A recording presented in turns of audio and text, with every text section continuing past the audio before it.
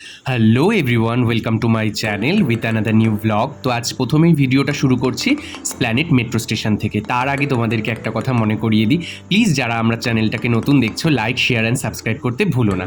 তো চলো, স্প্ল্যানেট metro station পৌঁছে গেছি। তো এখান থেকে বেরিয়ে আমি যাব স্প্ল্যানেটের একদম বাস স্ট্যান্ডে।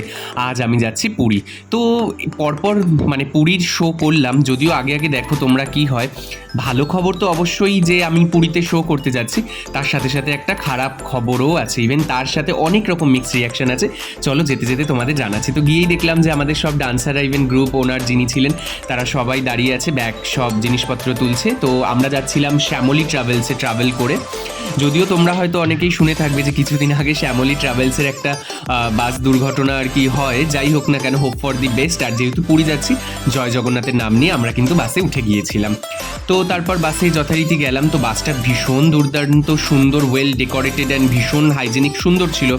তো বাস সুদীপ্ত কিছু একটা বলছিল ছেলেটাকে বলে, তো আমি সুদীপ্তকে দেখিয়ে নিলাম। তারপর আমরা বাস থেকে নেমে, যেহেতু পুরোটা রাতটা যাব, আর কোল্ড ড্রিঙ্কস ছাড়া আমার একদম জার্নি করতে ভালো লাগে না, সেটা ট্রেন হোক কিংবা বাস।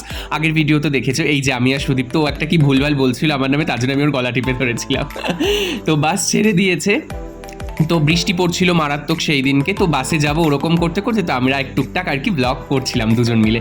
ও আমাকে সঙ্গ দিচ্ছিল। আর পরের দিনই ছিল হচ্ছে কি শ্রাবণ মাসের প্রথম সোমবার। তো দেখতেই পাচ্ছ সবাই কি সুন্দর আর কি গাড়িতে করে গেল। তো মাঝপথে আমাদের এখানটায় দাঁড় করিয়েছিল তো খাওয়া দাওয়ার জন্য। তো আমরা বাস থেকে নেমে খাওয়া দাওয়া করে নিয়েছিলাম, এখন ঘুমানোর সময়। তো চলো দেখা হচ্ছে পরের দিন সকালে। তো মাঝরাতে উঠে হঠাৎ করে দেখি সুদীপ্ত কি জানি একটা খাচ্ছে। দেখি যে না, আমি যে মালপোয়া কিনে নিয়ে গিয়েছিলাম রাত্রিবেলা খাওয়ার জন্য, দেখি সেই ওটাও খাচ্ছে। তো পরের দিন সকালবেলা পৌঁছে গিয়েছি পুরী, মালপত্র নিয়ে নিলাম, আর ওখান থেকে অটো ঠিক করে সোজা চলে গেলাম একদম পুরীর উদ্দেশ্যে। তো দেখো যেতে যেতে দেখতেই পাচ্ছ রাস্তায় এত সুন্দর ওয়ালের মধ্যে সুন্দর সুন্দর পেন্টিং ডেকোরেশন করা ছিল। আর রাস্তাঘাট এত পরিষ্কার পরিচ্ছন্ন, এটা আমাকে মানতেই হবে যে ওখানকার গভর্নমেন্ট কিন্তু এই দিক থেকে ভীষণভাবে সচেতন। তো চলো পৌঁছে গেছি। আকাশে ভীষণভাবে মেঘ জমেছিল, আর দেখতেই পাচ্ছ ওই যে সমুদ্র। তো সি বিচের সাইড থেকে রাস্তায় আমরা পৌঁছে গেলাম। আমাদের হোটেলটাও ইভেন তোমরা দেখবে একদম সি বিচের অপোজিটেই, মানে গলির ভেতরে একদম রাস্তার ওপরে ছিল। তো এই যে আমাদের সবার লাগেজ, মানে পুরো একটা পাহাড়, আমরা কলকাতা থেকে পুরীতে চলে এসেছি। তো এটা ছিল আমাদের হোটেল অতিথি হেরিটেজ। তো চলো হোটেলটা তোমাদের সাথে সুন্দর করে ঘুরে দেখাই। কি সুন্দর দারুণ পাথরের সুন্দর সুন্দর জিনিসপত্র। আর ওই দেখো এই যে সমুদ্র একদম হোটেল থেকে, মানে আমরা হোটেলের ব্যালকনি থেকেই দেখতে পাচ্ছিলাম। তো এটা হচ্ছে গিয়ে আমাদের রুম। তো রুমে পৌঁছেই চলো তোমাদেরকে আগে দেখাই যে বাইরের ভিউটা। এই যে এটা হচ্ছে গিয়ে আমাদের রুমের ব্যালকনি থেকে বাইরে সি বিচের ভিউ। তো সকালবেলা বেরিয়েই আমরা ওখানে খাওয়া দাওয়া করে নিলাম, আর খাওয়া দাওয়া করেই আমরা বেরিয়ে পড়লাম মার্কেটে।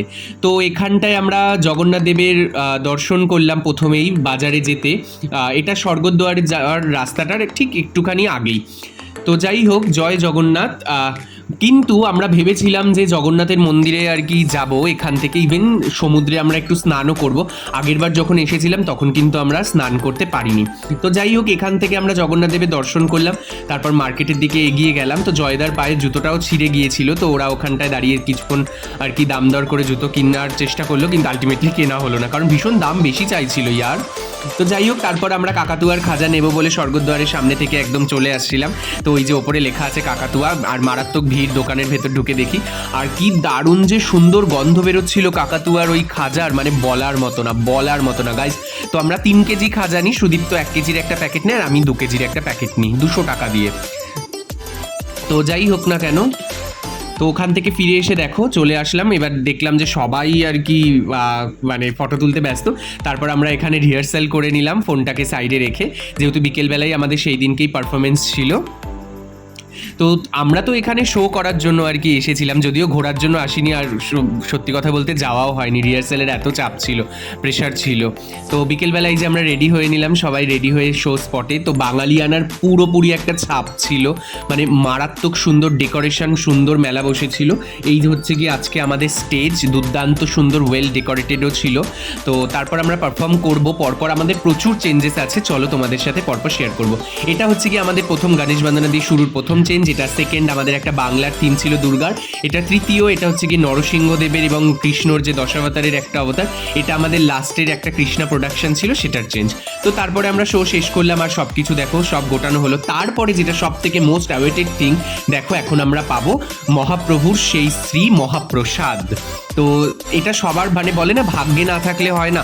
আমি এর আগের বারেও এসেছিলাম পুরীতে, এর আগের বারেও ভগবানের দর্শন করতে পারিনি আমরা ঠিকই, কিন্তু আমরা কিন্তু ভগবানের এই শ্রী মহাপ্রসাদটা কিন্তু পেয়েছিলাম। আর এত রকমের প্রসাদ, মানে পরপর ওরা মানে ওইটা পুরোপুরি একদম পুরীর গর্ভগৃহর যে আর কি ভগবানের জন্য যে ভোগ প্রসাদ রান্না করা হয় সেই প্রসাদের থেকে কিন্তু আমাদের আর্টিস্টদের জন্য ওরা প্রত্যেকবার এই ব্যবস্থাটা কিন্তু করে দেয়। তো আমরা সবাই পর আর কি ঠাকুরের প্রসাদ পেলাম।